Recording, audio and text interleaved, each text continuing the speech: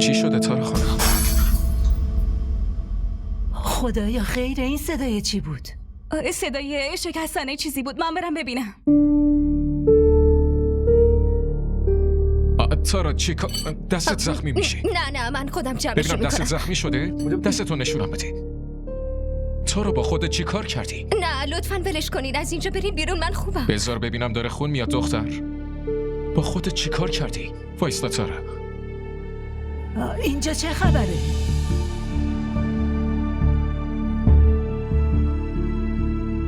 چیزی نیست مامان، دست تارا رو ببینید. دستش زخم عمیقی برداشت و داره ازش خون میاد. داشتم میدیدم.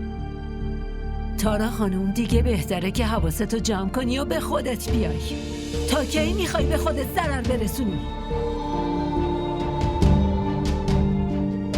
باشه.